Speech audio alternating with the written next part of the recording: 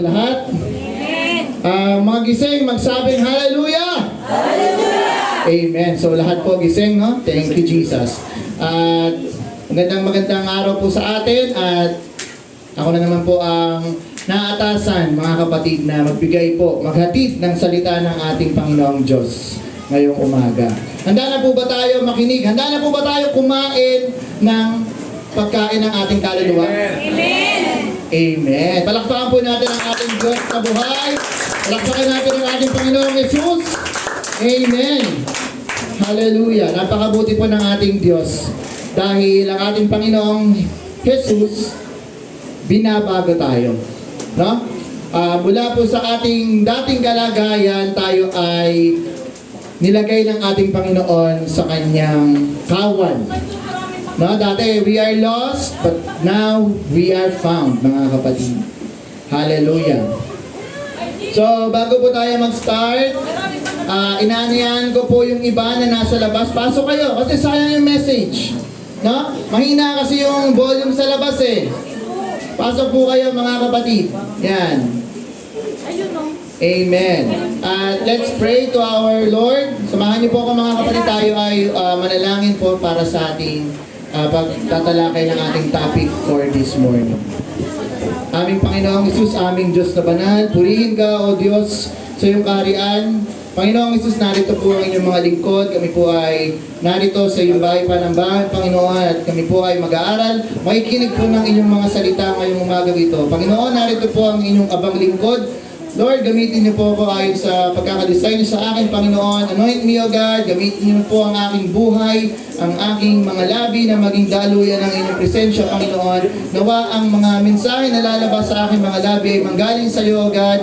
Ikaw lamang po ang maitaas. We glorify your name today, Jesus. At Panginoon, sa mga kapatid po namin nakikinig, O God, give them understanding, give them na concentration, O God, sa aming pong pakikinig, Panginoon. And sinasaway ko rin po gawa ng kaaway na distraction, O God, na maaaring makasira po sa aming concentration. Kayo po ang manguna sa bawat isa ngayong umagang ito, Panginoon.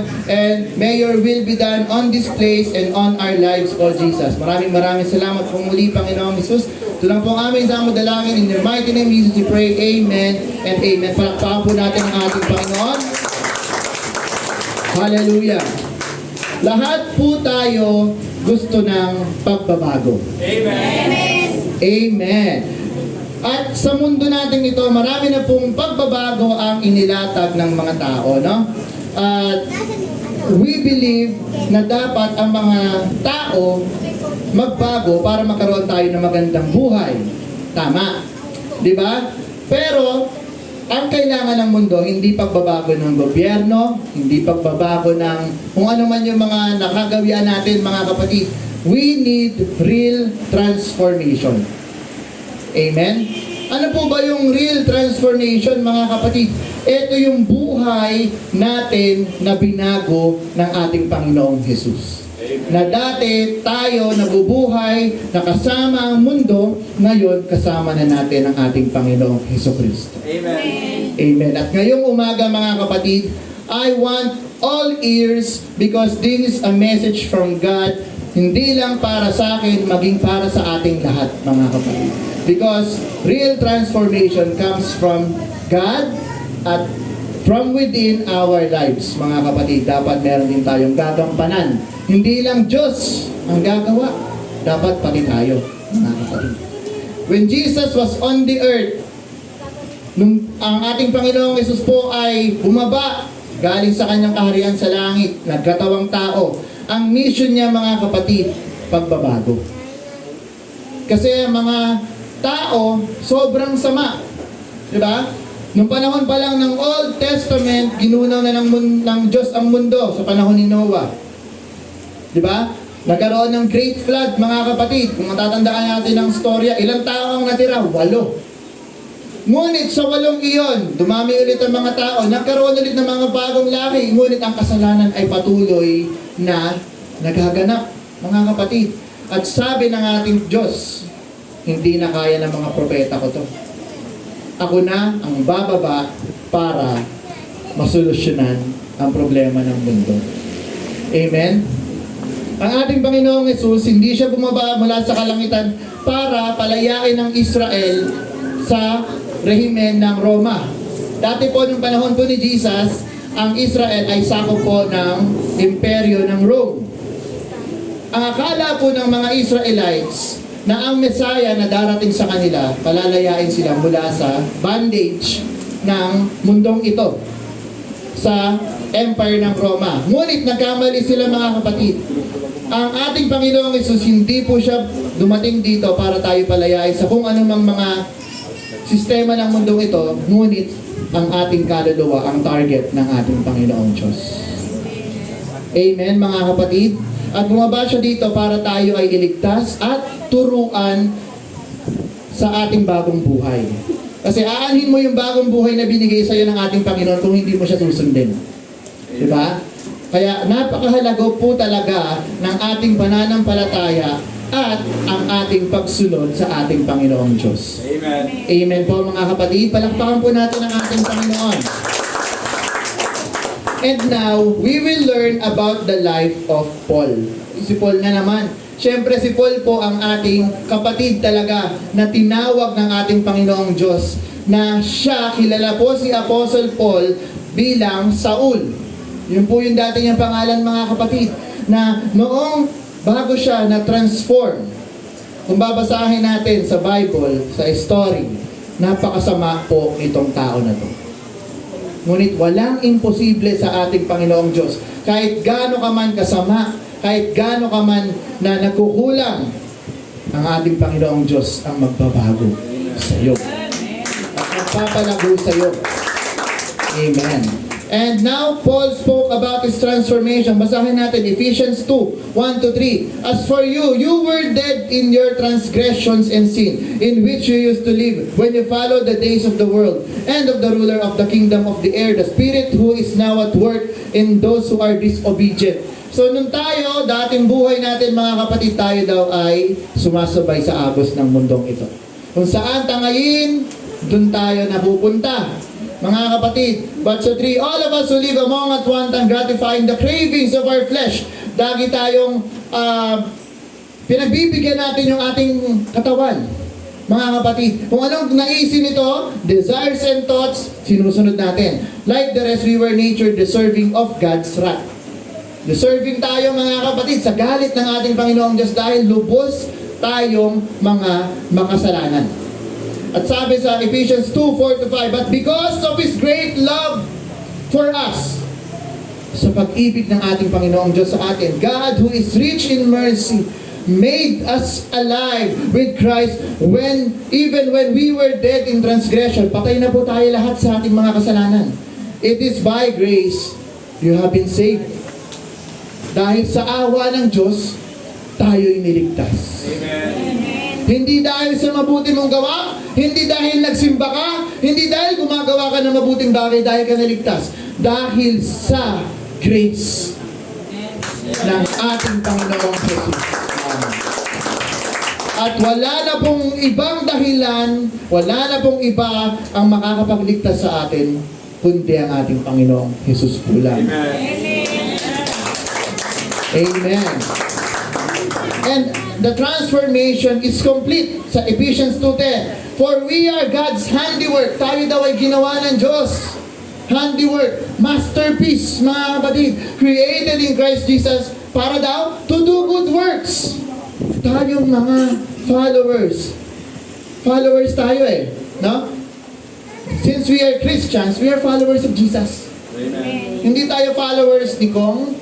Hindi tayo followers ng kung sino mga influencer. Ang pina-follow natin, si Jesus.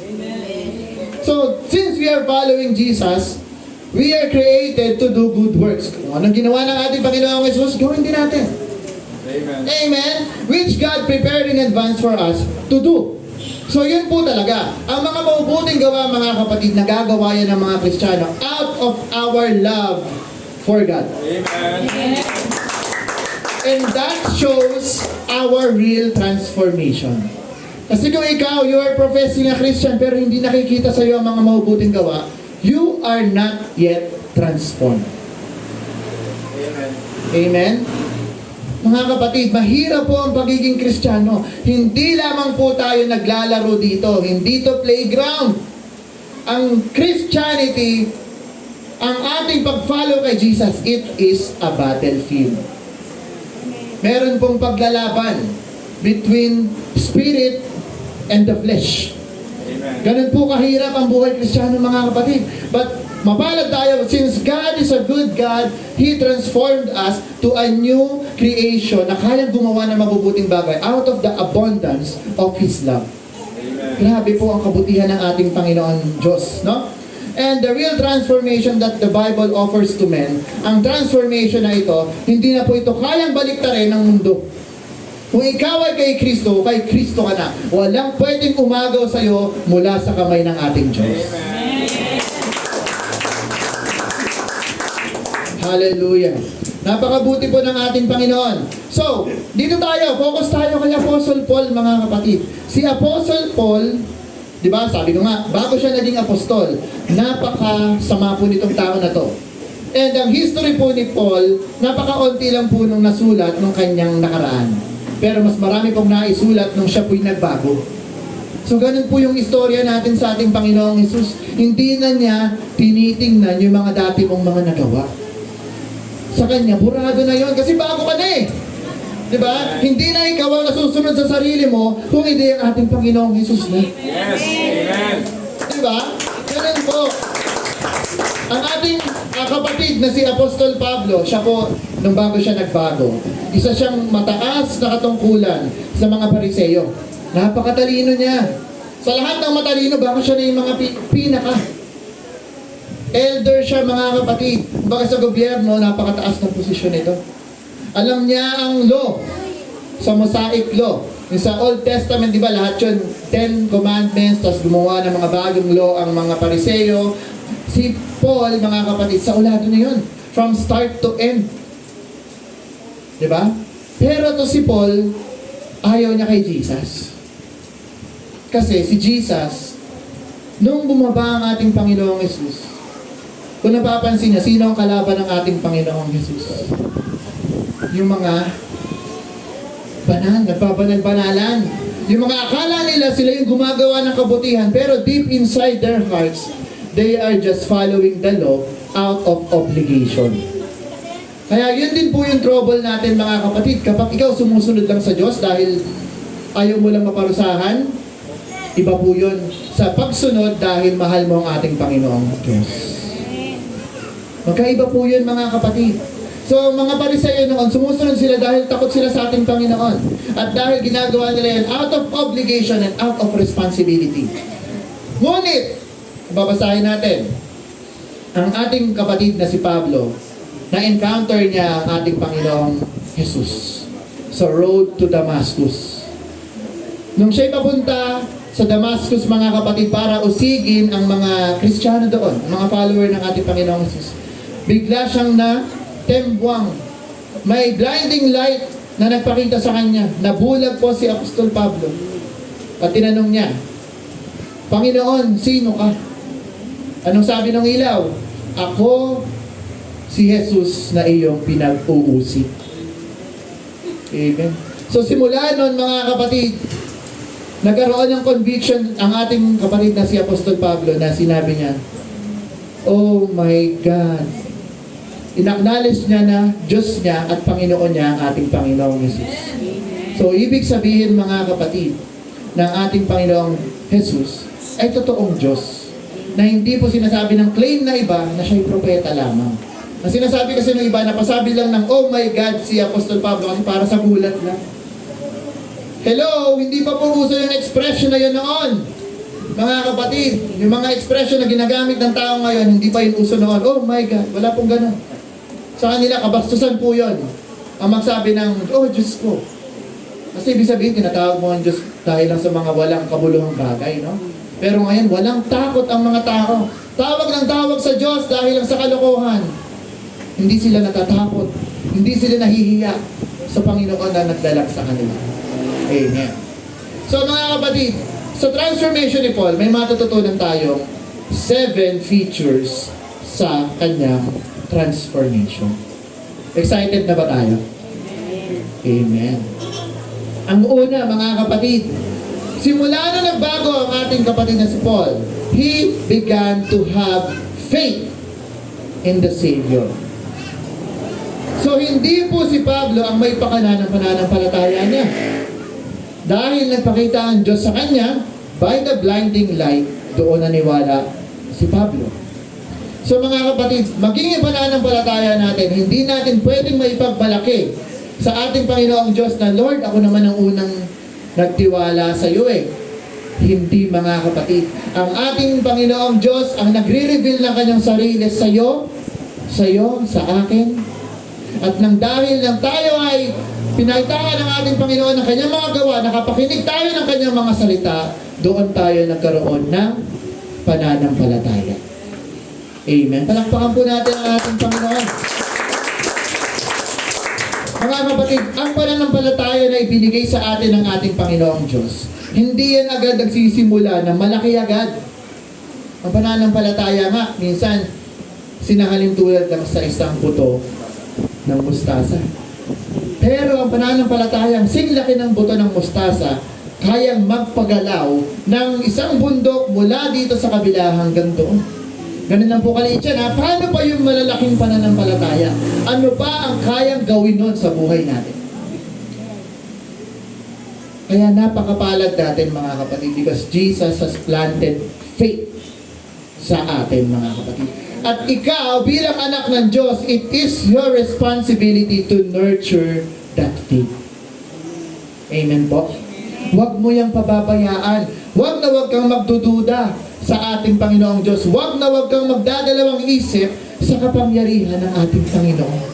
Dahil ang ating Diyos ay tunay at tapat. Mga kapatid, sa lahat ng bagay, wala siyang ginawang mali. Lahat ng pinangako ng ating Panginoong Diyos, ginawa niya at gagawin niya sa buhay mo. Ganun po ang ating Panginoong Diyos. And on our faith, mga kapatid, it completes us. Sabi sa Colossians 2:10, you are complete in Him. So ginawa tayo as a new creation. So soul was created anew, whole creation, pero meron tayong proseso sa ating paglago.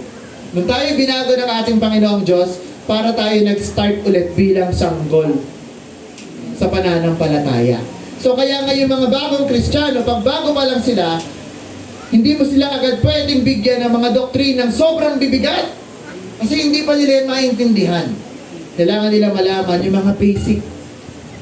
Salvation, prayer, devotion, fasting, baptism, higit pa. At kapag ikaw ay lumago na, unti-unti sa ating Panginoon, ang ating Panginoong Diyos ay bibigyan ka ng wisdom to learn new things para sa glory niya. Mga kapatid, totoo po yan.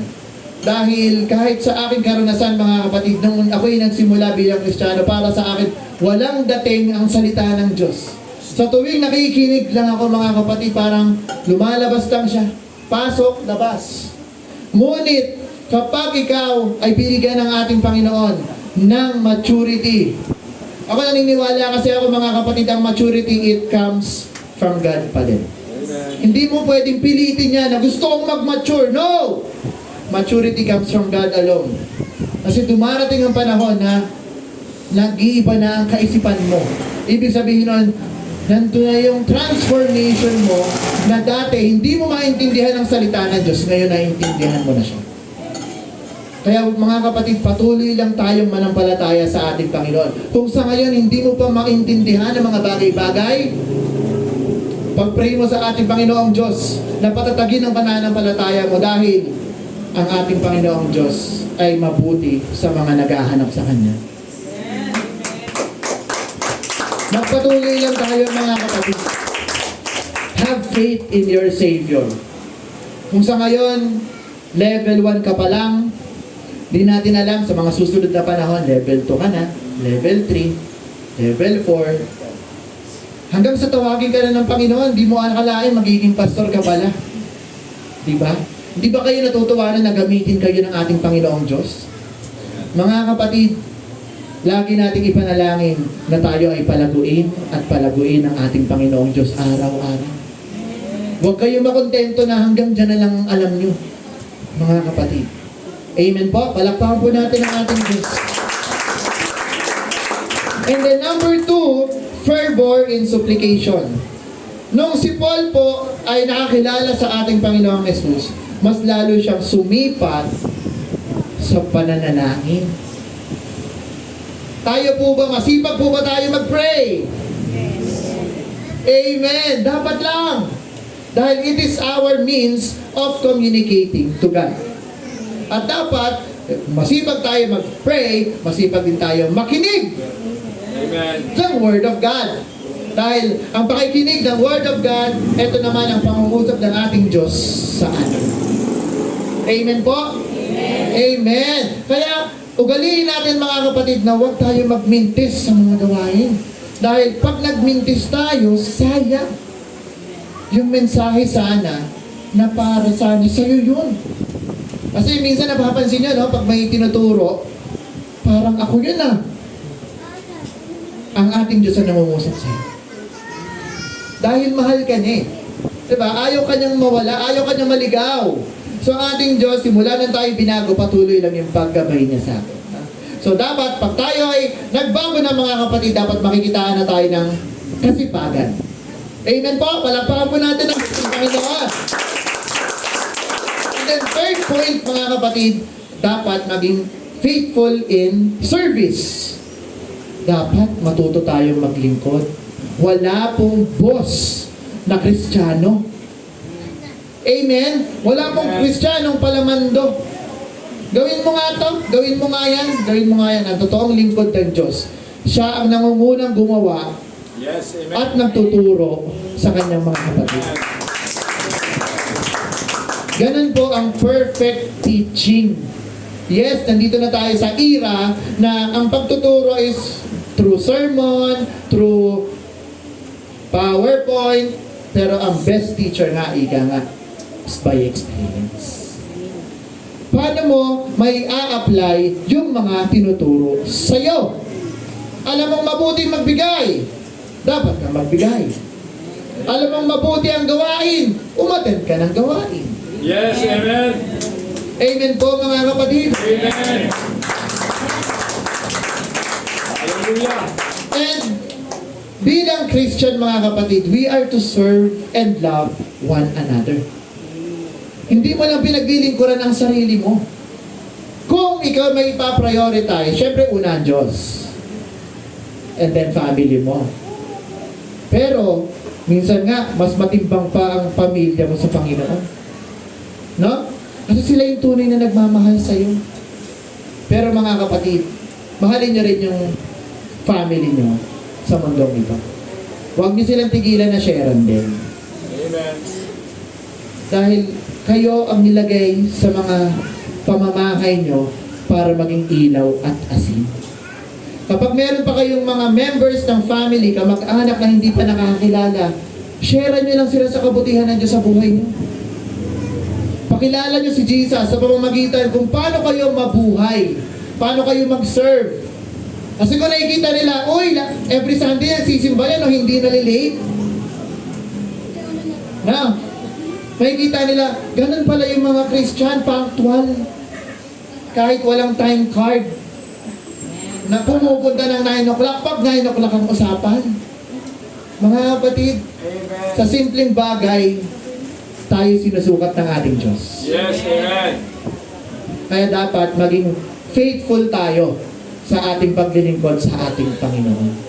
Amen, mga kapatid? No? At kung ikaw ay saved na, huwag mong sarilinin yung kaligtasan. Huwag kang maging madamot. I-share mo sa iba. Amen? Dapat nga tayo yung magiging mga madadaldal eh. Chismosa dapat tayo eh. Pero ang ibabalita nyo, si Jesus lang. Sigurado, bilis ng dami natin dito. Kapag tayo madaldal patungkol sa ating Panginoong Jesus. Amen. Dapat hindi tayo tahimik. Huwag natin gayahin yung ibang senador na tahimik lang. Dapat bilang Kristiyano, dapat nakikita tayo, ma-impluwensya tayo. Dahil tayo ay tinawag maging ulo, hindi tayo buntot. Amen po. Palakpakan po natin ang ating Panginoong Diyos. Amen. And then next po, number 4, feeling of the Spirit. Ano po yan, Kuya Migs? Sa iba pong mga matagal na sa pagiging Christian, alam na po natin yan. Pero sa mga bago po, na hindi pa po niya nakakaalam, I will take this chance, opportunity to teach you how this goes, mga kapatid. Sabi sa Acts 9:17, Then Ananias went to the house and entered it, placing his hands on Saul. He said, Brother Saul, si Pablo po ito, the Lord Jesus, who appeared to you on the road as you were coming here, has sent me so that you may see again and be filled with the Holy Spirit. Kapag tayo ay naging bago ng nilalang, binago ng ating Panginoong Diyos, ang pangako po ng ating Panginoong Jesus na He will be with us until the end of times. Diba? Anong sinabi pa nga niya? He will send the Holy Spirit as our helper, which is siya din. Ang Holy Spirit din po ay ang ating Panginoong Jesus. Kaya nga ating Panginoon nananahan sa atin eh. Diba? Hindi po magkaiba. Hindi po presensya lang, hindi po kapangyarihan lang ang Holy Spirit. Yan po ay ang ating Panginoong Jesus. Huwag po natin limitahan na base lang sa isip natin. Paano magpapupunta si Jesus sa puso ko? Laki-laki ni Jesus. Huwag po tayo maging utak Nicodemo. Kilala niyo si Nicodemo? Ang sabi niya sa ating Panginoong Jesus, paano ba ako makakapasok sa kaharian ng Diyos? Ang sabi ng ating Panginoong Jesus, makakapasok lamang ang tao sa kaharian ng Diyos kapag siya ay mabaptize in the water and His Spirit. Diba? Born again. Sabi ni Nicodemo, born again. So, ibig sabihin ba ng Jesus, papasok ulit ako sa sinapupunan ng nanay ko? Napaka-literal. Kakulangan ng pananampalataya. Mga kapatid, walang imposible sa ating Panginoong Diyos. Di ba? Kaya nga tayo mga kapatid, ang gusto lang ng ating Panginoong Diyos sa atin, manampalataya ka lang. Huwag kang tanong ng tanong. Marami kasi Kristiyano, lahat inaalam, lahat bago maniwala. Huwag tayong ganun. Mas maganda, maniwala ka muna at ipapakita sa iyo ng Panginoong Diyos lahat ng katotohanan sa iyo. Amen. Kasi ganun po ang ating Panginoon. Hindi niya pinipili ang mga qualified. He qualified the chosen. Amen. Kung sa tingin mo, hindi ka pa ready, alisin mo yung kaisipan na yan. Ready ka dahil kasama mo ang Diyos. Always ready ka. Kahit sa tingin mo hindi ka qualified, pinili ka eh. Anak ka ng Diyos, you have the power of the Holy Spirit. Amen? Amen. Hallelujah. So, tuloy natin mga kapatid. So, si Ananias, siya yung messenger ng ating Panginoong Diyos na tinawag ng ating Panginoon para tulungan si Pablo. Kasi si Saul, dun sa panahon na yon, siya'y nakita niya ang ating Panginoong Diyos. Nabulag siya. Nagkaroon po siya ng mga parang kaliskis sa mata. So, wala siyang makita. So, si Ananias, pinapray siya, nahulog yung mga kaliskis. Nakakita ulit si Saul. Grabe no? Pinapray lang, gumaling. Tapos, anong sabi? Be filled with the Holy Spirit. So, ibig sabihin, nandun na yung Espiritu ng Diyos kay Saul. At simula nun mga kapatid, instant nagbago si Pablo. Hindi na siya bumalik sa buhay niya dati. Naging kalaban na nga siya ng mga Pariseo. Alam niyo ba na siya pinagtangkaan na patayin? Kasi si Paul, buhat nung siya'y nakakilala sa ating Panginoong Jesus. Automatic, bigla share na siya ng share. Alam niyo ba? Si Jesus talaga ang totoong Diyos. Alam niyo ba? Pero ngayon, ang mga Kristiyano nakakilala sa Panginoon, pag tinanong, hindi confident. Dapat mga kapatid, pag Kristiyano ka, you have the courage. You are bold na sabihin na ang Diyos mo ay si Jesus. Amen. Kasi yung iba, sinong Panginoon mo? Si God. Si Papa G. Mga kapatid, maraming Diyos. Yung iba nga, sarili nila yung Diyos nila eh. Pero iisa lang ang tunay na Diyos. Amen. Ang ating Panginoong Jesus lang. Hallelujah! And the feeling of the Spirit always empowers us to some kind of activity. Ang ating, yung Holy Spirit na binigay sa atin ng ating Panginoong Jesus, yan yung katulong natin. Kasi pag hindi natin kasama si Jesus sa buhay natin, hindi natin makakaya ibang bagay gawin. Di ba? Sabi sa Acts 2:4, ito po, talakay natin yung Pentecost. Yan.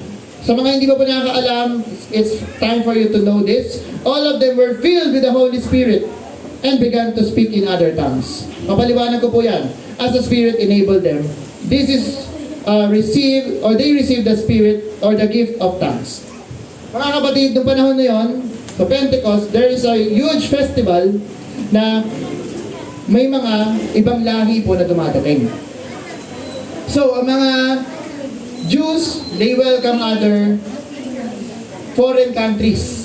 So, sa panahon na yon, nung sila Peter po ay nag-aaral ng salita ng ating Panginoong Diyos, they have been filled by the Holy Spirit.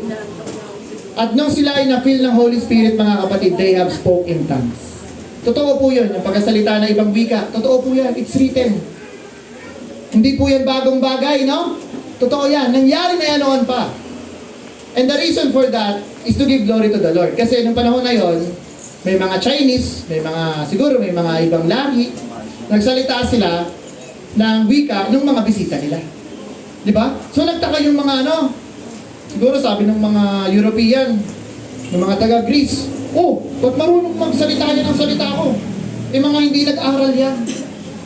Pero, doon pinakita ng ating Panginoon Diyos ang kapangyarihan niya, na even ikaw, wala kang, sabi nga sa mundo, walang bitaw. Di ba? Wala, mahina, mababa, pero sa ating Panginoon, kaya kang gamitin para sa purpose niya. So, hindi po limitado. So, mga tinatawag, mga kapatid, hindi yung matatalino. Hindi yung malalakas. Ang binabago ng ating Panginoon, yung mga mahihina, mga mangmang, para mabigyan ng glory lamang ang Panginoon. Amen. And then, tuloy natin sa 10, Acts 10:44-46. While Peter was still speaking these words, the Holy Spirit came on all who heard the message. The circumcised believers who had come with Peter were astonished that the gift of the Holy Spirit had been poured out. Kanino? Even on the Gentiles. Na ang gift of the Holy Spirit, hindi siya limited lang sa mga Hudyo. Pati sa ating mga Hentil nangyayari ang gift of the Holy Spirit. For they heard them speaking in tongues and praising God. Amen po? Word of God yan, ha? 19:6, when Paul placed his hands on them, and sabi, the Holy Spirit came on them, and they spoke in tongues and prophesied. Yan po yung pagsisimula ng church. Kasi ang goal po ng church ng panahon na yon, ikalat sa buong mundo. Kaya talagang napakalakas po ng kapangyarihan ng ating Panginoong Diyos na sila po'y kinasihan ng Espiritu Santo to speak in other tongues para maintindihan po ng ibang wika na ang Diyos ay ang ating Panginoong Jesus lamang. And that's the purpose of that gift, mga kapatid. Pero wag kayong magtataka. Brother Mix, bakit meron pa rin nangyayari ngayon? There are two types of speaking in tongues, mga kapatid. One is the understandable language, which is the language of this world. The other is yung pangungusap mo sa Panginoong Diyos. It's your spirit that is speaking to the Lord. Merong hindi naiintindihang salita na lumalabas sa bibig, mga kapatid. And ang gift na yan, mga kapatid, it is given for everyone, but not everyone can do it. Minsan kasi, mga kapatid, nagiging katitisuran yan ng ibang Christians na kapag ikaw daw ay hindi nakapag-speak in tongues, hindi ka ligtas. Mga kapatid, baptism, it means you are immersed in the presence of the Lord. Kaya nga yung baptism of water, parang nire-recreate natin ang death, burial, and resurrection of Jesus. Ikaw ay nilubog sa tubig, it means death, namatay na ang dati mong pagkatao, nung ikaw ay binangon, you have been resurrected sa bago mong buhay. Sa Spirit, mga kapatid, ang speaking in tongues is just one of the proof. One of the proof. But it's not the only proof that you are living in the Spirit of God. Ano ang pinakamagandang patunay na ikaw ay nagbago na at nag-i-infill na? Nation. Yan ang topic natin ngayon. Na ikaw ay nagbago na sa iyong buhay. Yon ang totoong pagbabago at ikaw ay kinasihan ng Espiritu Santo. You already learned to walk in the Spirit at meron ka na rin fruits of the Spirit. Kasi anong silbi, mga kapatid, if you are speaking in tongues, pero sa puso mo, punong-puno ka pa rin ng kasalanan. Niloloko mo lang ang sarili mo, maging ang kapwa Kristiyano mo. You are just a professing Christian. Na yes, you spoke in tongues on Sunday, pagbalik ng Monday, balik sa kasalanan. Walang kwenta. So kaya, mga kapatid, pero kung meron kayong makikita na they are speaking in tongues, praise Jesus. Huwag nyo silang tawanan, huwag nyo silang kutsain. Because they are speaking to God. Kapag ganun po yung reaction nyo, baka tawanan din kayo ng Diyos. Kasi sa observation ko, mga kapatid, may mga nakikita ako. Tapatan na tayo. I just want us to be real. I just want us to be transformed ng totoo. Kaya sabi ko sa inyo, hindi tayo circus dito sa church. Seryoso lahat ang bagay dito. Kaya hanggat sa maaari, wag po natin gawin katatawanan ang pagmi-minister dito. Kung gagawa tayo sa Panginoon, seryoso. 100% transform. Wag gawing comedy. Hindi po tayo nasa stand-up bar. Ang kaharap natin dito, King of Kings, Lord of Lords.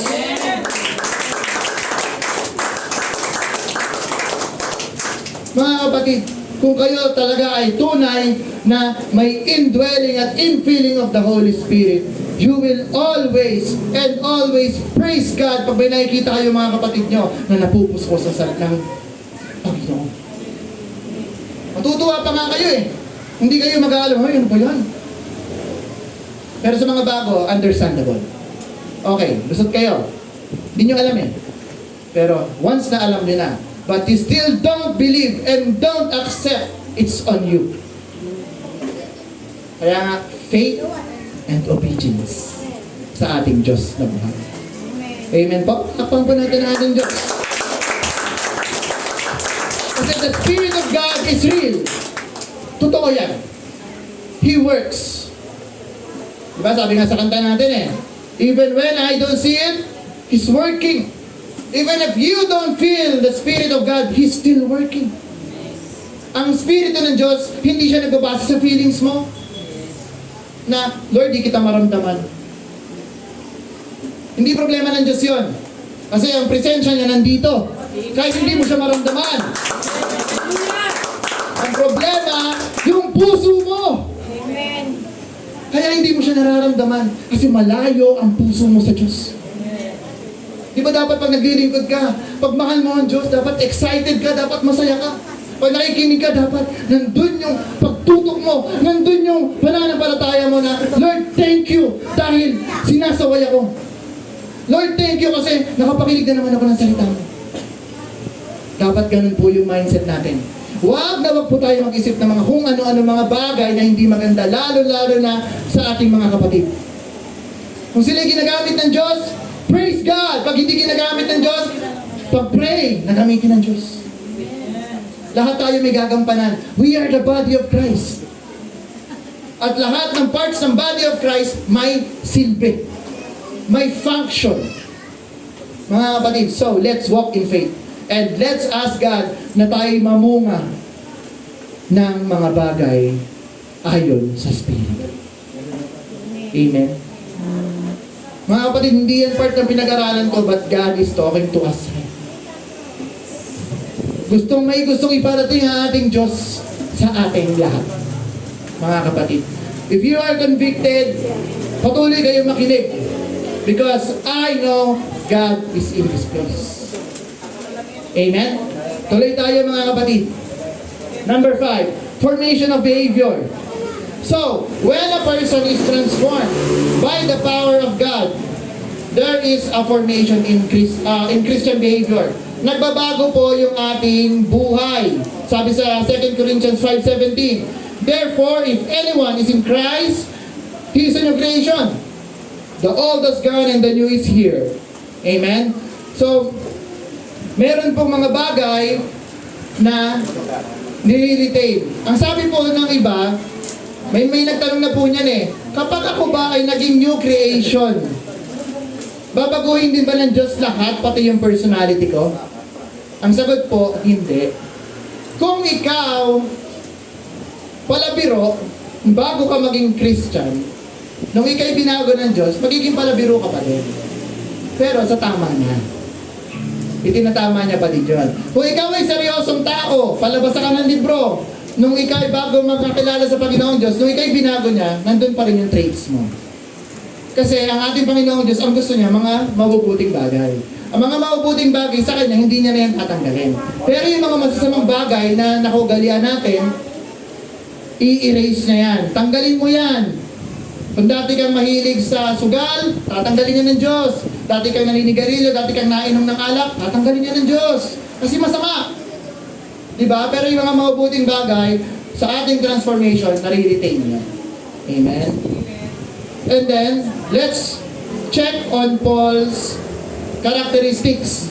Number 1, God refined Saul's behavior. Una, si Paul, mga kapatid, leader. Mataas ang katungkulan.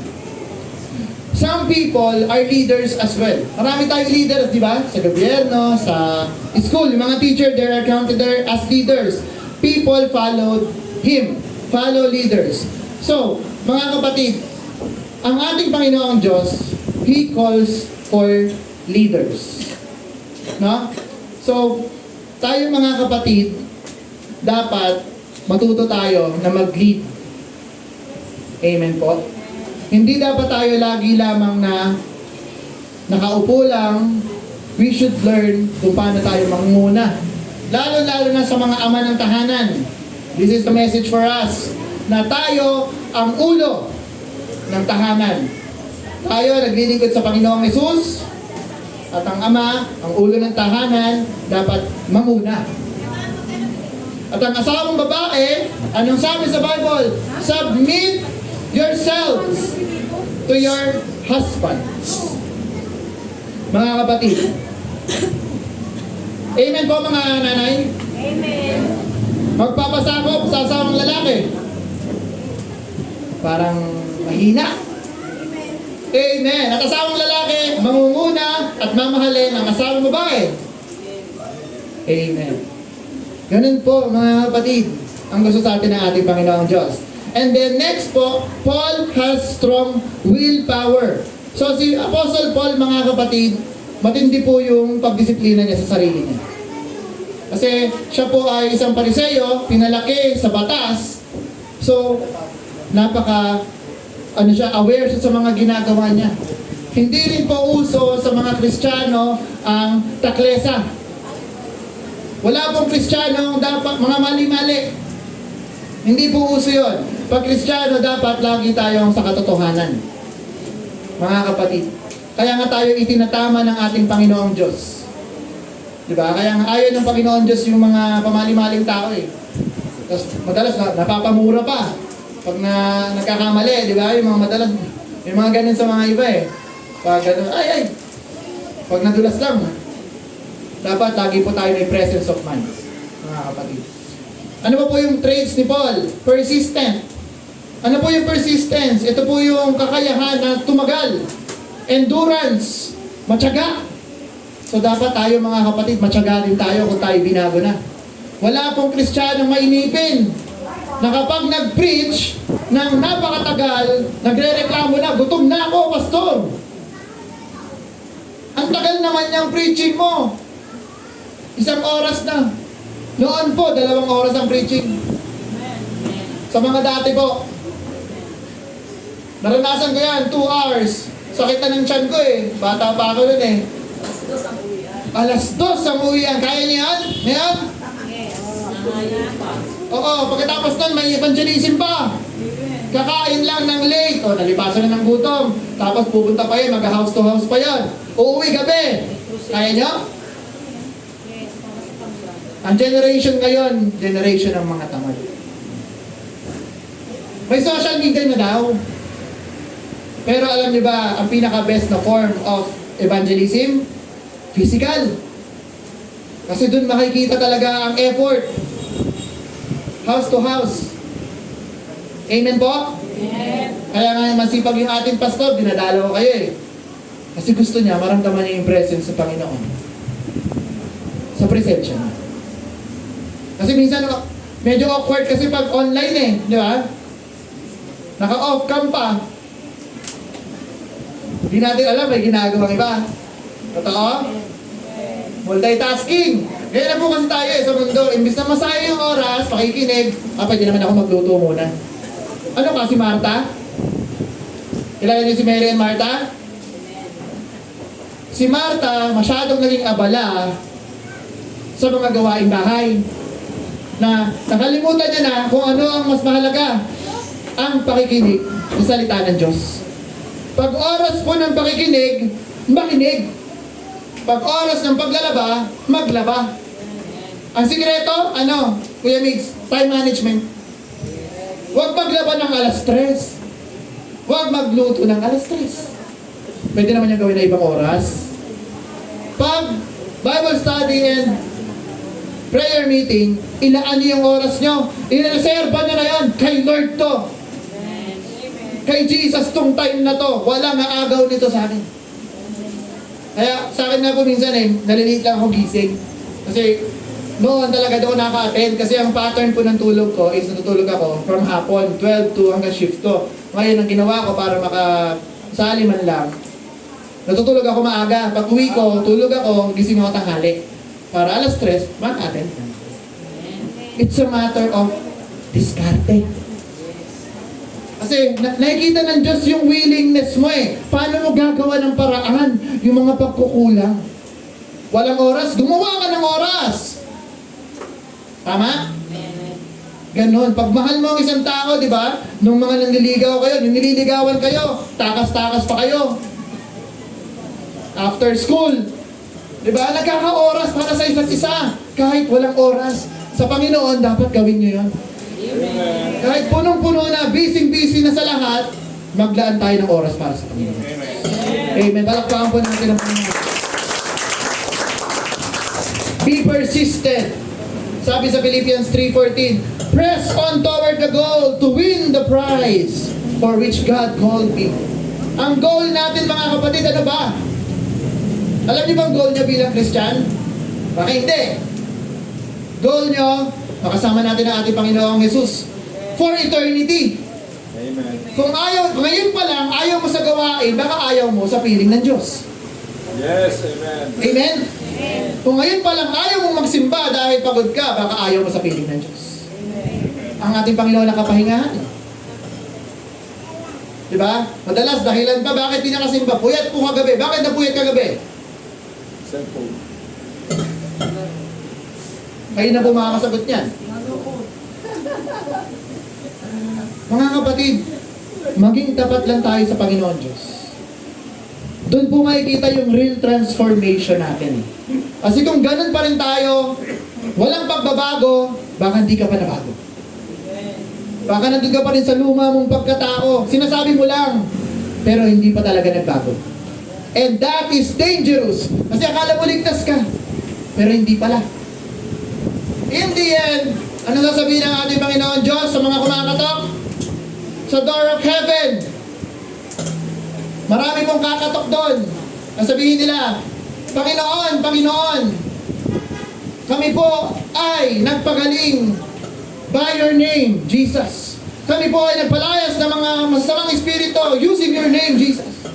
Mga kapatid, they are mistaken. Ang name ng ating Panginoong Jesus is the most powerful name na pag ginamit yan, talaga mapapalayas ang sakit, ang espiritu masama. Pero marami pang mga Kristiyano ginagamit yan for their own sake. Personal agenda. Kaya marami po, kahit Kristiyano, be warned mga kapatid, be warned. Kahit mga nasa simbahan, maraming hindi makakapasok sa kaharian ng Diyos. Hindi ako nananakot. It is written, mga kapatid. Kahit ako na-convict, sabi ko sa sarili ko, kailangan ko na talagang mag-ayos. Mahirap na. Baka turo ako ng turo dito, bandang uli, kakatok-katok ako sa langit, di ako makakapasok. Nakakalungkot na story. Pero totoo. Kaya mga kapatid, kaya binigay sa akin itong mensahe na to for us to know ano yung kalagayan natin that we need to be transformed sa buhay natin. Amen? And then next, self-sufficiency and dependent.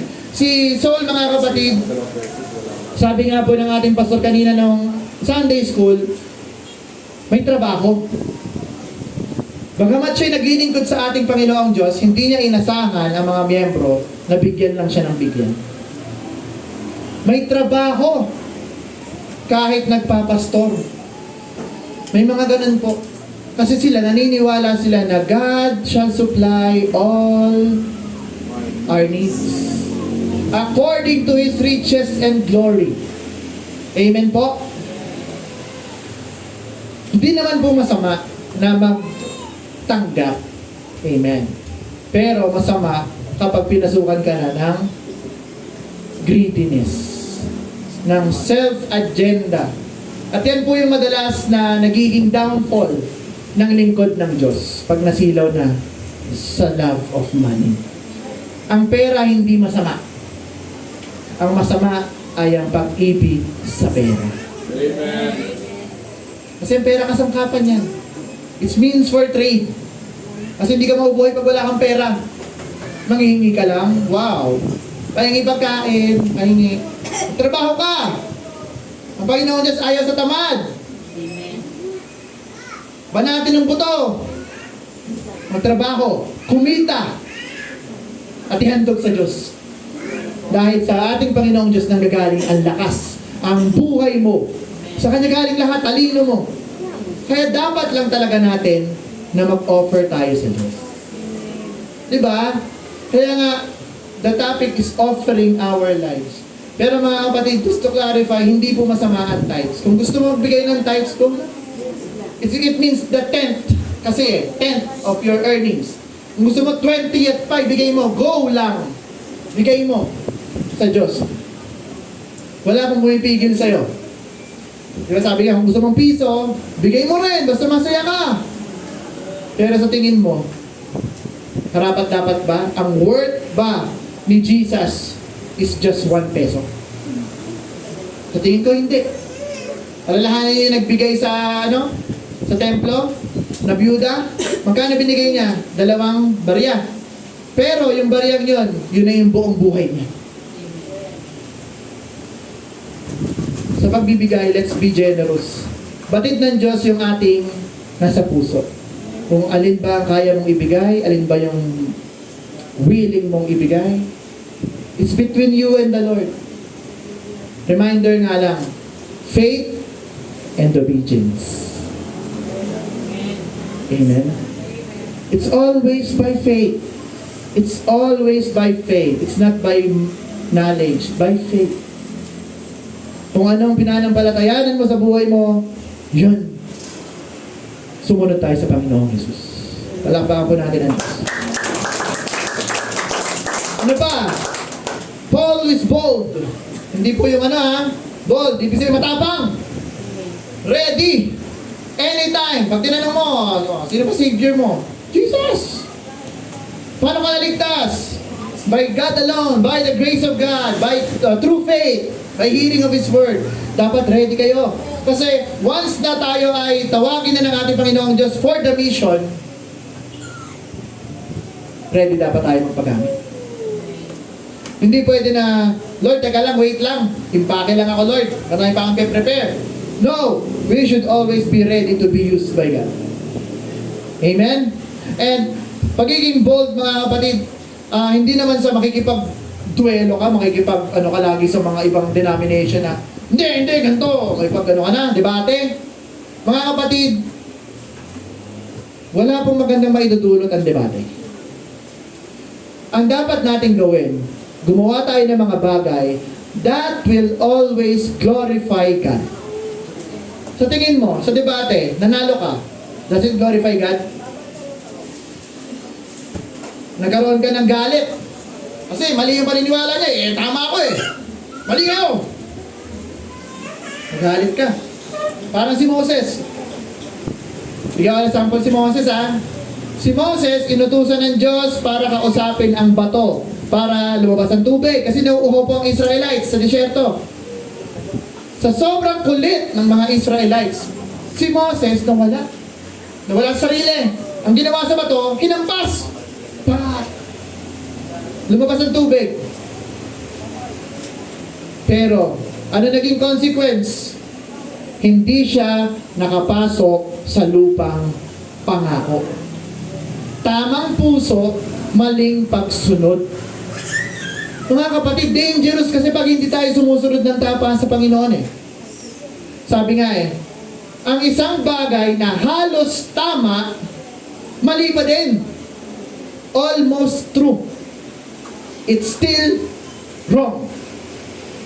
Isa lamang po ang absolute truth sa mundo. Diba?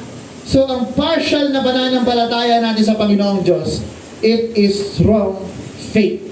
Dapat wala kang ibang pananampalatayanan, tanging ang ating Panginoong Jesus lang. 100%. Diba? Ayaw ng Diyos sa double-minded. And then, ano si Paul? Self-motivated. Dapat motivated tayo sa ating paglilingkod, mga kapatid. Huwag tayong pahina-hina. Alam niyo ba yung mga pahina-hina na hayop sa jungle, yon ang unang kinakain ng leon. Ang leon, hindi umaatake sa malakas yan. Ang inaatake ng leon, yung mga iika-ika. Ay, easy target to. Pagkain na to. Sa ating buhay Kristiyano, ang kaaway nating si Satanas ay para daw isang roaring lion. Naghahanap ng mga mahihinang Kristiyano para sagpangin. Ang mga favorite niya yung mga hindi nakikinig eh. Yun ang favorite niya, yung mga tulog. Yun, mga nasagpang na yun. Yun po yung target na kaaway. Kaya tayo, pagdating sa Diyos, magpakalakas! Amen. Amen! Paano tayo lalakas? By prayer, by hearing the Word of God, reading the book, Bible, lalakas ang faith mo. Pag hindi mo yan ginagawa, hindi ka na-attend, lagi kang absent, lagi kang late, tapos hindi pa nakikinig, bili ng bili sa tindahan. Sorry. Alam niyo mga kapatid, I always spend time pag preaching, I spend time na nakatutok lang ako. Wala akong ibang ginagawa, tumutok. Alam niyo kung bakit? May mamintis kang salita ng Diyos na para sa iyo sana, kawalan mo yun. Pagkain yan eh, pagkain ng kaluluwa yan. Tapos minsan nga, every Sunday na nga lang nakikinig, hindi pa nakikinig. Amen? Mga kapatid, real talk lang, real transformation. Hallelujah. So dapat motivated tayo. Kapag ikaw ay inasahan, pag ikaw ay minister, pag ikaw ay elder, dapat motivated ka to lead. May assignment sa'yo, gawin mo ng mahusay. Huwag pa banjing-banjing. Pag sinabi, music, gandahan. Kaya nga dito, kaya nga nagtataka yung mga worship kung bakit ang higpit ko daw sa music. Gusto ba ng Diyos ng pabara-barang tugtog? No! Mga kapatid, ayaw ng Diyos niyan. Ang gusto ng Diyos, perfect, best. Kaya nga yung mga handog ng Old Testament, napag-aralan din natin kanina, di ba? Ayaw niya sa mga pipilay-pilay, ayaw niya sa may sakit, anong binibigay? Firstborn, the best. So, kung tayo mag-aalay sa Panginoong Diyos na kahit anong handog, give it your best. And that will serve as your motivation para gumawa ng mabuti. Sa trabaho, gawin mo yung best mo. Kasi nakikita ka ng mga tao. Kayo, kilala ba kayo as Christian sa trabaho nyo? Amen. Good. Pag kilala kayong Christian sa trabaho nyo, pag nag-mess up kayo, sino napupulaan? Hindi lang naman ikaw eh. Maging si Jesus. Ay, ganyan pala yung mga Kristiyano. Mga sinungaling. Tutuwa ba kayo nun? Ipakita mo na ikaw ay binago ng Diyos. Pakita mo na ikaw ay ilaw at asin ng mundong ito. Na hindi ka sasabay. Sabi ni boss, inuman daw mamaya eh. Friday night, sahod, inuman. Huwag ka nang sumama. Pag yun ang dahilan para ikay mawalan ng trabaho, okay na. Aanin ko yan. Mawalan ako ng trabaho, maubuhay naman ako kasama ni Kristo. Pag pumunta ka doon, nakiinom ka, nawala ka sa pananampalataya mo sa Panginoon, may impyerno ka, sayang. Panandali ang ligaya, kapalit, forever na kaparusahan. Hindi ito takutan, mga kapatid. Kaya, prioritize natin. Always put God first. Seek ye first the kingdom of God and His righteousness, and all these things shall be added unto you. Diba? Pag unahin mo ang Panginoon at ang kanyang katwiran, lahat idadagdag niya.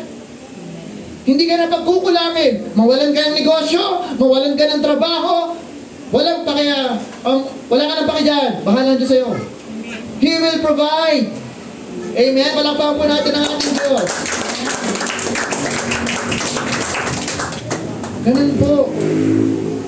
Kaya mga Kristiyano, we are bold, we are motivated na anong mangyari sa buhay ko dito sa mundong ito, I still have Christ in me.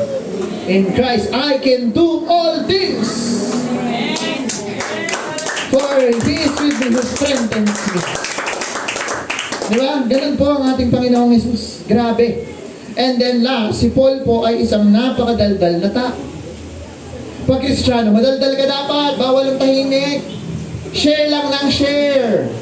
Sino dito nag-share ng live gospel post? Para po ate. Nag-share, sinashare nyo ba? Yes. Pag-check ako sa wall niya, ha? Amen. So dapat, we are eager to share. Kung may share kayo, Word of God, mga magandang bagay, okay lang mag-share ng about sa mga achievements nyo. Mas maganda nga yan eh. Pero always, na ibibigyan nyo pa rin ng fame ang ating Panginoong Jesus. Na thank you Jesus, binless mo kami. Di ba? Kunyari, binigyan kayo ng ating Panginoon Diyos ng bagong negosyo. Salamat nyo sa Panginoon. Okay lang i-proclaim nyo yun. Kasi in that way, they will know that our God is a good God. Diba? Ganun po, mga kapatid. Let's not stop sharing His goodness sa mundong ito. And then next point, God eliminated some behavior. So maraming behaviors ang tinatanggal ng Panginoon Diyos sa atin. So, si Paul, yung cruel hatred niya, pinalitan ng pag-ibig. Dati, ayaw niya sa mga Christians. Pero, nung binago siya ng ating Panginoong Diyos, 180 degrees, talikod siya sa mga Pariseo, ang mahal niya na ang mga anak ng Diyos. Dapat ganun tayo. So, dati, meron ka mga barkada sa bisyo. Iwanan mo na yun. Ang mahalin mo, mga kapatid mo, sa pananampalataya. Kung may totropahin kayo, kung meron kayong mas kakaibiganin, mas maganda yung mga kapanalig nyo. Huwag kayong mag-conform sa mundong ito. Huwag kayong makipamatok sa mundo. Pero, huwag nyo silang kakalimutan na pamahagian ng salita ng Diyos. Kasi malay mo, di ba? Ikaw pala makakapagdala sa tropa mong mga lasenggo. Sama-sama kayo dito, nag-worship sa nagpapakalasing kayo sa Spirit of God. Di ba? Wala pong imposible sa Diyos. Kahit mga killer nga, kahit magnanakaw, kayang baguhin ng Diyos eh. Ano pa ba na may bisyo lang?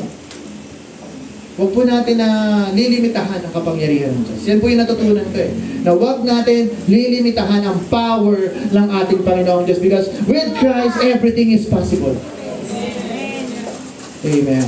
Kahit sabihin mo, napaka-imposible na yun, addict yan eh. Kayang baguhin ng Diyos yan. Addiction lang yan. Ang Diyos natin, mas malakas pa dyan. Diba? Marami na po nagpatotoo niya. Dati addict sa droga, ngayon addict na sa Diyos. Yung iba naging pastor pa. Diba? Wala pong imposible sa Panginoon. Kahit sinong tao, kahit sinong masamang tao, kaya niyang baguhin dahil siya ay Diyos. Amen. So kailangan lang po natin, anong role natin? Mag-share. Alright. So mga kapatid, ano ba? God replaces restless, aggressive spirit with peace. Si Paul dati, mapusok. Galit siya, gusto niya, killer si Paul, mga kapatid. Marami siyang pinapatay na Christians. Pero nung siya'y nagbago, puno na siya ng kapayapaan. So dapat bilang Kristiyano, ang puso natin, ang isipan natin, huwag na tayong maging tuliro sa mga bagay-bagay. Dapat, kung kasama natin ang ating Panginoong Hesus, mahirap man ang buhay, nandun yung kapayapaan. Nandyan man yung threat ng kahirapan, yung threat ng gera, threat ng sakuna, nandun pa rin yung peace. Diba? Sabi nga nila eh, sabi ni Pastor, mali ipag-pray na alisin yung bagyo, di ba? Ang pag-pray natin na, Lord, give me peace of mind. Na kahit harapin ko man ang problema na to, kahit dumating man ang mga bagyo, ang sakuna, alam ko, kasama kita. Kasi mga kapatid, ito lang sikreto niyan eh. Kung, sabi nga nila, kung oras mo na. Totoo yun. Hindi natin alam kung kailan tayo mawawala. Diba? Pero, ang isang mapaghahawakan natin, pagkasama mo ang Diyos, pag oras mo, diretso ka dun. Amen. Sa piling niya. Pero, oras mo, wala ang Panginoong Hesus sa'yo. Alam mo na. Sorry na lang. Kasi habang nabubuhay tayo, nandyan pa yung pagkakataon natin na maglingkod sa Panginoon at magtapat sa Kanya.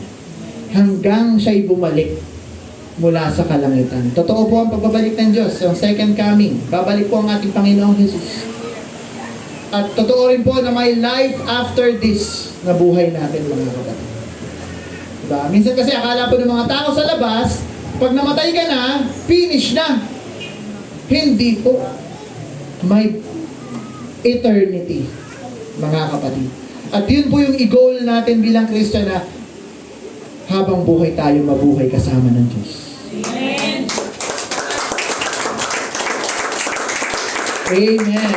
Ano pa? God replaces roughness with gentleness. Dati, hindi pulido gumalaw si Paul, pero nung siya'y nabago, maayos na. Hindi na bara-bara. No? So kaya nga po sa ating church, we are always aiming na magkaroon tayo ng order. Yung program ba? Diba? Ang gara nga naman pag nauna yung preaching, tapos nahuli yung mga praise and worship, diba? Kaya may order. Sa buhay natin mga kapatid, God is also teaching us na sa lahat ng ginagawa natin dapat merong sistema. At ang number one dapat nating pinaprioritize ang Diyos. Diba? Kung susundan mo yung sistema ng pagiging Kristiyano, Diyos muna, above everything else. Then next na yung ibang mga bagay. Trabaho, buhay, pamilya. But huwag niyong kakalimutan ng Panginoon. Amen. And then, God placed His pride with the grace of humility. Si Paul, he is a very prideful man kasi siya ay matalino eh. Sa larangan ng talino, walang makakatalo. Pag nilabanan mo si Paul about sa batas ng Israel, wala, papanisin ka niya. Sabihin niya sa'yo, papunta ka pa lang, pabalik na ako. Sabihin ni Paul sa'yo. Pero, ano po yung nangyari kay Paul nung siya binago ng ating Diyos? Naging mapagpakumbaba. Inari niya na ang kanyang mga kapatid, siya yung bababa sa level. At hindi yung pagbaba niya, walang halong pagmamalaki yun. Talagang humility yun, mga kapatid. Ganun dapat tayo sa ating kapwa at sa ating Panginoong Diyos. Dapat matuto tayong magpakumbaba. Alam niyo ba kung bakit lumulungod tayo every altar call? That's a sign ng pagpapakumbaba. Kasi kapag ikay nakatayo lang, ano ibig mong sabihin? Kaya kong tumayo. Lord, paano? Ang gusto ng ating Panginoon Diyos, God looks at the humble heart. It's a matter of your conviction. Kasi okay lang. Kasi sasabihin ng ibang Kristiyano, wala naman sinabi ng Panginoon na kailangan anong posisyon na pwede. Yes! Valid. Valid argument. Pero kung ikaw, kaharap mo ang Panginoong Diyos mo, hindi ka magpapakatira ba? Siya yung gumawa sa'yo, nagligtas sa'yo. Kaharapin mo na siya, ay, thank you Lord. Kapag kapan, sana mo po ako. Thank you Lord. Ganun ba ito naman? Parang tropa mo lang. Walang takot sa Diyos. Matuto tayo. Fear of the Lord is the beginning of wisdom. Mga kapatid, pag natuto tayong matakot sa presensya ng Diyos, sigurado ko, tatalino tayo. Tatalino kayo sa mga salita ng Diyos. Mas masusunod nyo siya, mas mamahalin nyo ang Panginoon, at bibigyan kayo ng isang pusong mapagpakumbaba. Yun po yung mahalaga. Amen? Alright, galing. Galing ni Jesus. And then, number 6. Malapit na tayo matapos, no? Fellowship with the saints. Yan, salvation means a new fellowship. Bago na po yung pakikisamahan natin. Nang tayo niligtas, mula dun sa dati nating kalagayan, yung dati mong tropa, hindi mo na sila tropa. Kasi iba na eh. Ang tropa mo na, mga kapatid mo. Si brother, si sister, si pastor. No? Sila na yung mga bago mong kasama. Anong sabi? Na hindi na tayo equally yoked sa mga unbelievers, mga kapatid. Dapat tayo iba na. Dahil ibang nilalang ka na, iba na rin yung kaisipan mo, iba na rin yung sinasamahan mo. Diba? Sabi nga ng mundo eh. Birds with the same feather flocks together. So kung ikaw nakikisama ka pa din sa mga manginginom, anong gusto mong iparating? Diba? Na, matatag ako. Ay, tinetest mo ang Diyos? Matatag naman ako, Lord. Eh. Hindi naman ako iinom. Kahit alukin nila ako, Lord. Hindi talaga. Oo, magagawa mo nga. Pero ang sabi nga po, naalala ko yung sa pinapakinggan namin sa day by day, sa radyo. Ang isang kahoy na babad sa tubig, babad yun ha, basang-basa. Pag inilapit mo sa apoy, dahan-dahang matutuyo, dahan-dahang sisilap.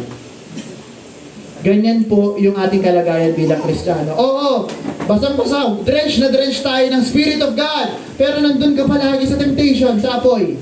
Ano mangyayari sa'yo? Unti-unti kang matutuyo, unti-unti ka rin masusunog katulad mo. Kaya, mga kapatid, kung may sasamahan kayo, sumama kayo lagi sa mga kapatid nyo sa pananampalataya. Support the fellowship. Pag may gawain, support. Di ba? Pag hindi naman busy, suporta. Lalo-lalo na sa mga youth. Pag wala naman kayong gagawin, punta kayo church. Kayo ang backbone ng church, mga youth. Kasi kayo ang tatawagin na magpapatuloy nito on to the next generations onward. No? Ang mga tao kasi limited lang yung buhay natin eh. Wala kasing immortal. Kahit po yung immortal na wala na. Kilala niyo yung immortal?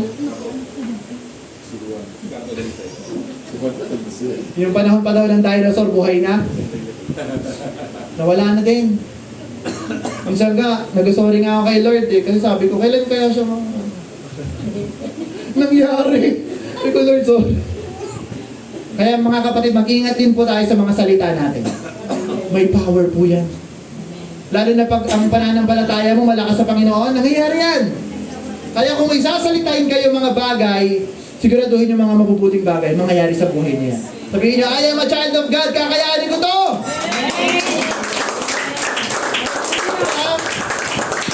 Imbis na dumain kayo, nasabi, Lord, ang hirap-hirap ng buhay. Lalo kang paghihirapin. Mukhang bibig mo eh. Lord, ang hirap magkaahon. Talagang mahihirapan ka. Pag sinabi mo, Lord, thank you. Dahil sa'yo malakas ako. Dahil sa'yo, masaya ako. Sasaya ka. Magiging malakas ka. Dahil ang kapangyarihan po, lalo na pag kinasihan ng banal na spirito, it is with power. Lalo na pag anak ka ng Diyos. Anak ka ng Diyos eh. May kapangyarihan ng bawat salita mo. Kaya, never ever curse anyone. Yun po yung natutunan namin. Huwag kayo magsasalita ng masama sa kapwa. Minsan talaga nangyayari. Yung i-wish mo sana, ikaw na lang.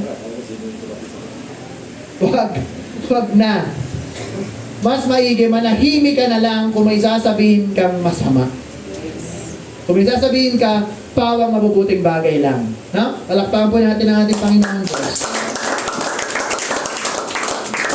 Amen. And then, pag ikaw ay Christian na, dapat meron ka ng, tawag dito, yung desire to always come to the church for fellowship. Wala pong Kristiyanong soul of light. May nakilala po ako niyan, parang sapat na daw sa kanya, nag-aaral lang siya ng salita ng Diyos. Okay na daw yun. Mali. Natuto ng mali. Kasi, mas maganda po mga kapatid na tayo nagpapalakasan sa isa't isa. Para tayong uling. No? Ang uling, pag yung isang piraso, ilayo mo, ilang minuto lang, abo na yan. Patay. Pero yung uling na magkakasama, patuloy na nagniningas. Ganyan po tayo mga Kristiyano. Pag tayo sama-sama, buo at walang pagkakapikampi, lahat tayo malakas. Amen. Kaya ayaw ng Diyos ang mga conflict sa church, hindi yan healthy. Sabi nila conflict is healthy. No! Tayo isang katawan. Wala dapat na po kontrahan. May mga suggestion para sa improvement, that's good. Pero yung titirahin mo na yung kapatid mo dahil gano'n, no, mali. Pagsabihan lang. Hindi tama ang mali. Wala pong masama. Pero gawan mo ng mali ang mali, mali. Parang ano, mali. Kasi mali na nga, gagawa mo ba ng mali, mas lalo magiging mali. Kaya sa ating Panginoong Diyos, dapat lagi tayo nasa tama.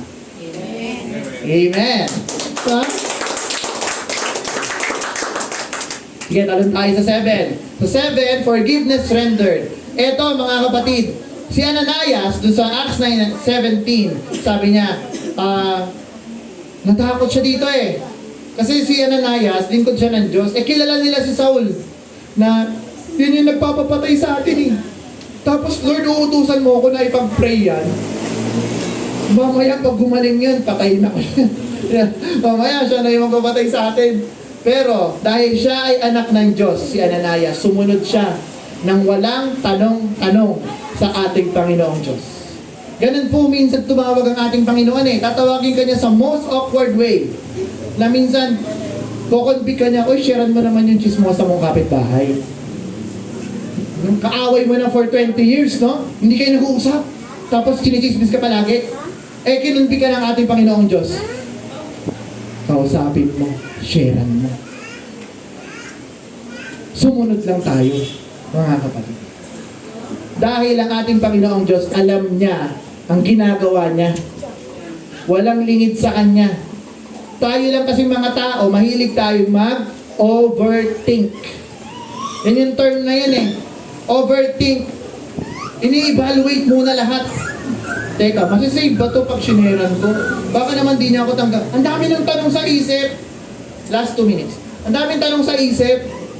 Mga kapatid, ang pananampalataya, binibigay dapat yan ng walang alinlangan.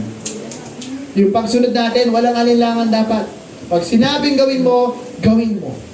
Yan ang sikreto sa pagiging Kristiyano. Yung hindi tayo palatang masyado. Dami-daming ano. Mahalaga, siya nagbibigay ng karunungan. Kaya sabi ko nga sa inyo mga kapatid kapag ikaw'y natuto manampalataya sa Diyos ng totoo, manampalataya ka, kahit ikaw ng pinakamangmang na tao, sa harap ng Diyos, ikaw ang pinakamatalino. Simpleng bagay, simpleng karunungan, pero para sa Diyos, approve ka. Gusto niyo ba yun? Pagdating niyo sa langit, well done, my good and faithful servant. Sumunod ka eh. Nagtanim ka ng treasures in heaven. Nag-share ka ng word of God. Yung talentong binigay ko sa'yo, hindi mo lang tinanim sa lupa para mabulok dyan.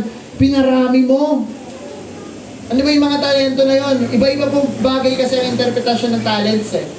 It's either yung binigay sa yung skills ng Panginoon, yung buhay mo, yung souls na kailangan mong i-win, i-harvest. Marami yan.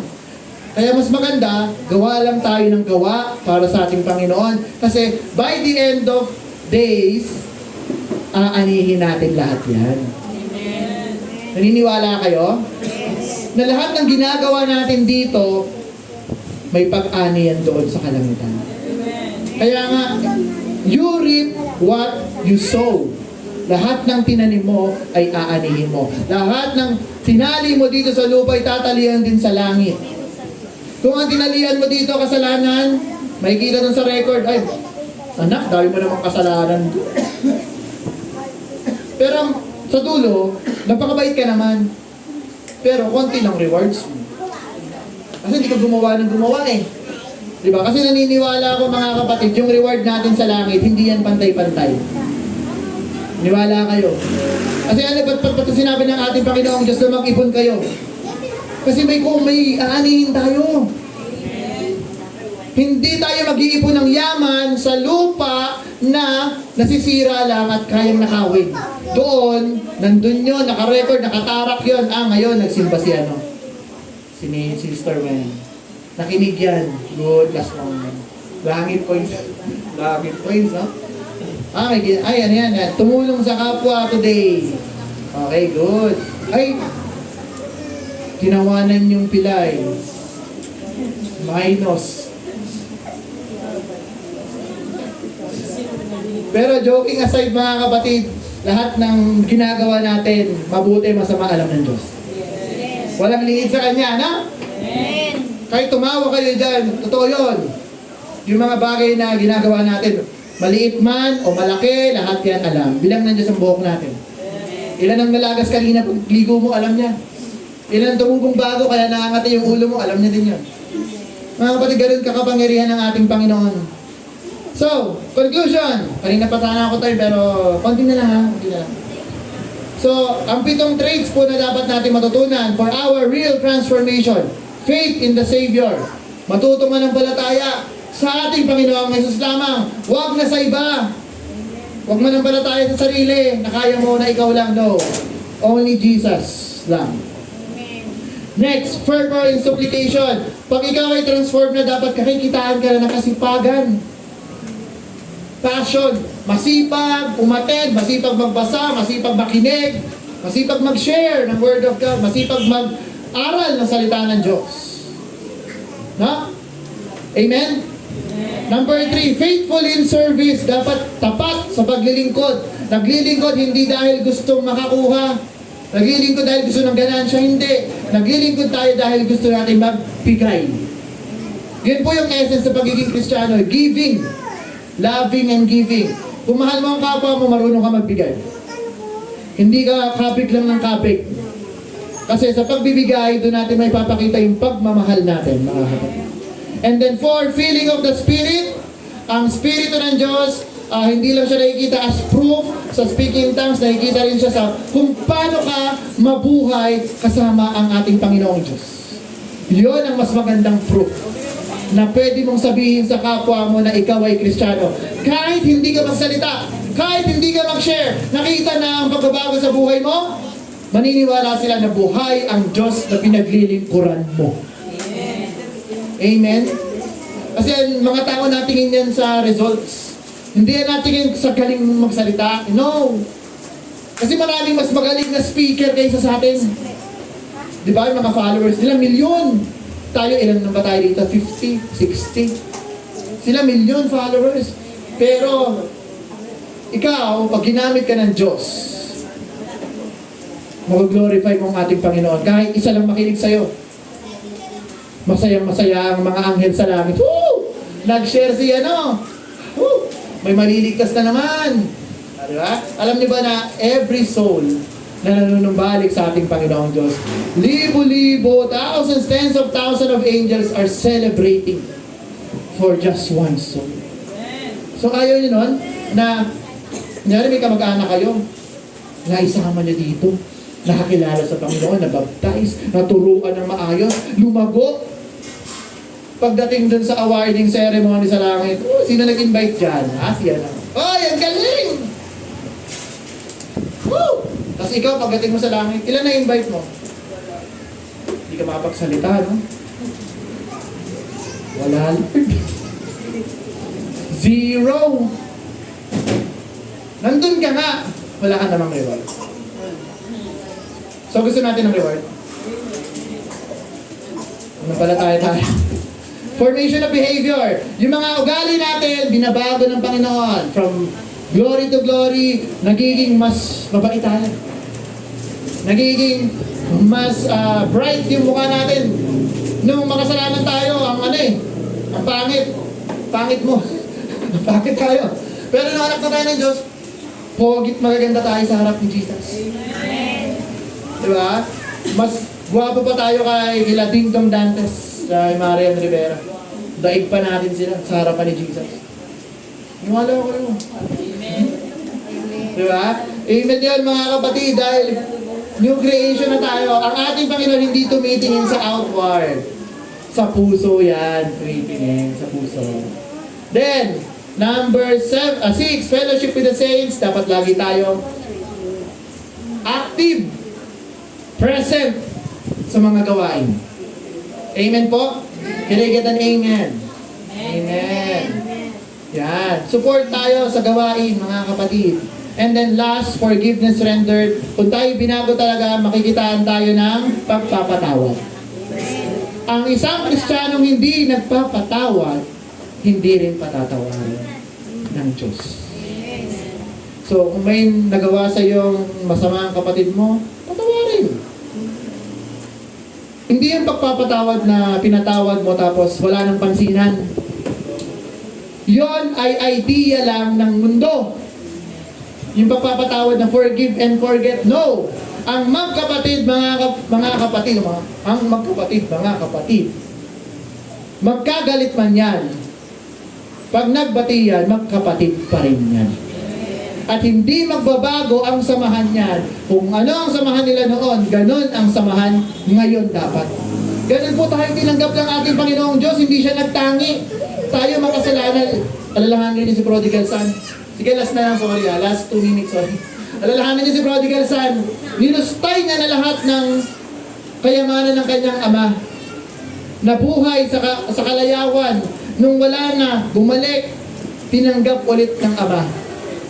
Buong puso, open arms, walang pagtatangi. Hindi siya diniscriminate na, o sige, alipin ka na lang kasi pasaway ka eh. Tinanggap siya bilang anak ulit.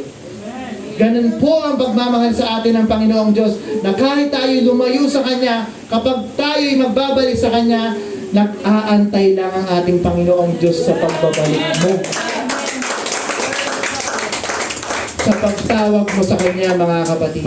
At sa pagbabalik mo, doon ka magbabago. And that you will live your life as a real transformed Christian na nagrepent na sa dating mga ginagawang kasalanan, ngayon lumalakad na ngayon sa kabutihan ng Diyos. So mga kapatid, napakabuti po ng ating Panginoon. Nawa meron tayong nakuha, napulot, natutunan na mga bagay na pwede natin gamitin. Pwede niyong i-share sa iba. Kasi mga kapatid, it's not just for us. Tayo mga misyonero. Tayo may gampanin na dapat natin i-share ang ating mga natututunan sa iba. Now, it is our time na dumulog sa ating Panginoon. I encourage everyone, tayo po'y tumayo mga kapatid. Kung ikaw ay nako-convict, if you want to talk to the Lord, talk to Him this morning mga kapatid. And